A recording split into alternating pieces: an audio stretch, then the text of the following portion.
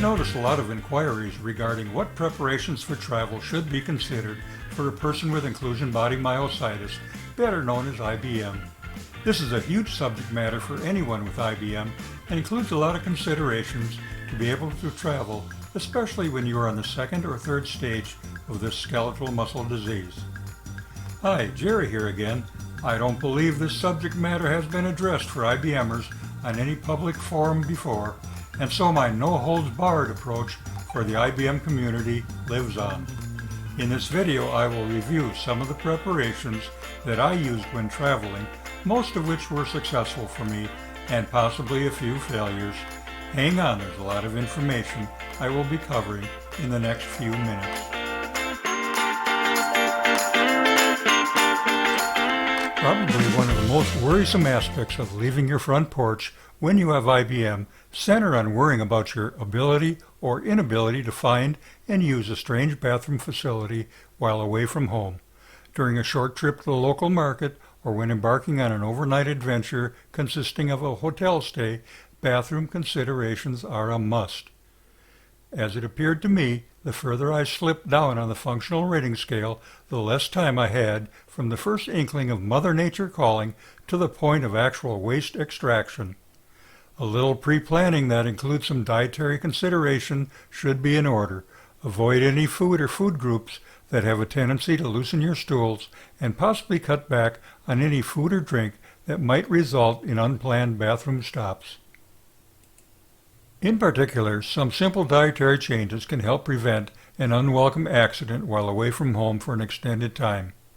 At least one day before traveling, limit or avoid high fiber and gas-producing foods such as beans, bran, fruit, and salad. If you travel every day, experiment to find a tolerable level of fiber. At least one day before traveling, limit or avoid sugar substitutes like isomalt or sorbitol, most often found in sugar-free candies, gum, and ice cream. For 3 to 6 hours before traveling, limit or avoid caffeine and high-fat foods. For at least 2 hours before traveling, don't eat anything at all. During your travel, drink some fluids. Believe it or not, dehydration can lead to diarrhea. Avoid warm liquids, however, which can speed food through the digestive tract. Avoid non-steroidal anti-inflammatory drugs such as ibuprofen, Advil, Motrin, and Aleve. All have been shown to increase the incidence of gastrointestinal movements. And very importantly, try to keep your level of stress and anxiety at a low level. Stress and anxiety are known to be major contributors to unwanted bowel looseness. If your IBM prevents you from regularly getting some exercise, maybe try some in the days leading up to your travel away from home. Even from the confines of your power chair, there might be some upper body twists, tilts, and bends that might help move things through your bowel for removal before your travel begins. When your travel day arrives, perhaps avoid tight-fitting clothes, especially ones that might put additional pressure on your midsection. Before taking any trip that consists of being away from home for more than 1 or 2 hours, I prepare a go-to-the-bathroom battle plan. Those plans usually include all the possible places I can stop along the way or while I'm at a place I'm visiting. I presume you will have a caregiver along with you during your travels. Research where all the bathroom stops are located along your travel route. These might include shopping centers, restaurants, drugstores, or any other type places. It's also important to do a little research about where in the business the bathrooms are located. Most Target stores have bathrooms located near the front, whereas other shopping centers may be in the back of a large store. Fast food joints are smaller buildings and often have handicapped parking closer to their front door. Rest areas along interstate highways often have family restrooms large enough to accommodate you, your caregiver, and your power chair. If you search for rest areas for your state, all the rest stops can be seen before leaving home. Our car's GPS also show the next available rest areas. Be prepared for the worst that can happen. The least you can do is place a protective mat between you and the surface you are sitting on, just in case.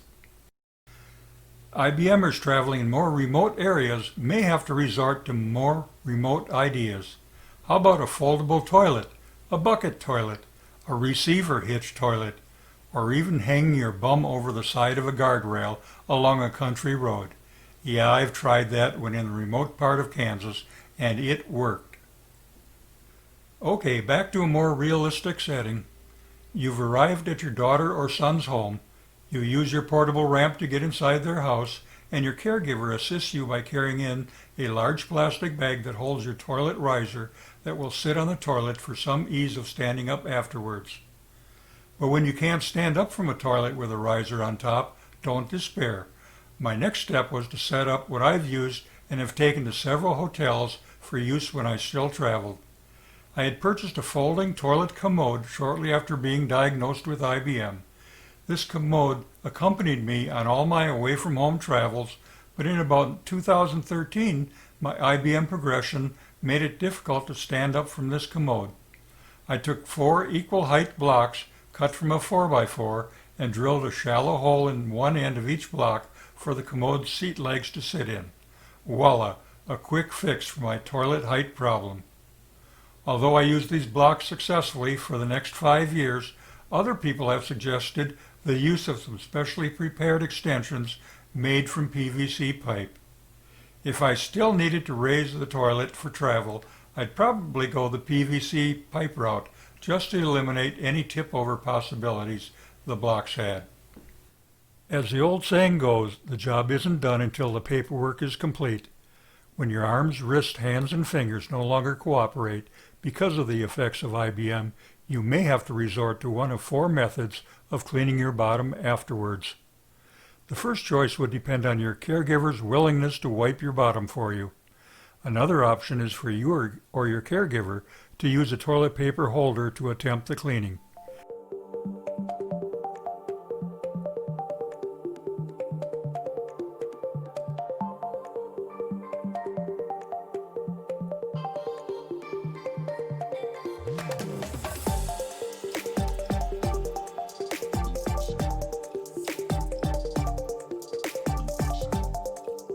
Another is using a battery-powered handheld portable bidet when remembering to bring it along to the bathroom and filling it with warm water before the trip to the toilet. But as your IBM progresses, the ability to use the portable bidet goes away, leaving it up to the caregiver to operate when reaching the 3rd stage of IBM. If all else fails and cleaning is not possible, you may want to ball up a mess of toilet paper and put it in your undershorts before pulling them up. Your next mission would be to get somewhere where you can do a proper cleaning and clothes changing.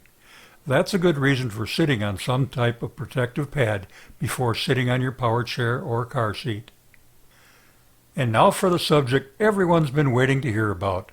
When IBM has taken the toll on your quadricep and arm muscles, getting up from a seated position on a toilet usually morphs into an impossible task. Oddly, in a world where everything is subject to public polling these days, one such poll of 528 people who completed an anonymous questionnaire, 85% indicated they usually crouched over a toilet when using a public toilet. This is also an option for IBMers if done carefully. If I have to go and I know I won't be able to get up again if I sit, I use a slight crouch, trying to keep my knees as locked up as possible, hanging my bottom over the toilet while steadying myself with 2 hands on my power chair or wall-mounted grab bars. I had to use this method less than 1 month ago, so I know it's still possible for me, even with an FRS score at only 2.0. Perhaps practice the squat method at home before required to use it in a public restroom. Can an IBMer use a power chair to get up from a seated position on a toilet? Yes, you can. About 5 or 6 years ago, when my FRS score was in the mid-teens and needing to go while in a store, I would drive my power chair partially into a public restroom handicap stall, raise the elevator seat to get to a standing position, turn, sit, and do my job.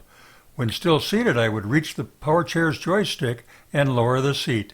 I would then position the chair where I could drop my knees onto the floor plate of the power chair while grabbing the armrest with my opposite hand. I would raise the elevating seat, raising me up until I could move my knee off the footplate, allowing my foot and leg to also be locked underneath me, first one, then the other leg. After lowering the seat, I then backed the power chair up only far enough for me to get my pants up and turn myself around to sit on the power chair's seat. When I couldn't pull my pants up anymore, this getter-upper required the caregiver's assistance. There may be other ways to use a power chair to assist standing up from a toilet, but would usually depend on having a caregiver there to assist you. If any of the viewers of this video have used any alternate methods of assisting you getting off the toilet in a public or family restroom, please share that method with us. Yes, our comfort level is always the highest when we are in our own homes, but it's also considered therapeutic to occasionally get away to visit family and friends, shop in a store, or just see some sights. With some advanced preparation and planning, you too can get out of the house for a period of time, enriching your life and that of others. Happy travels, my IBM friends.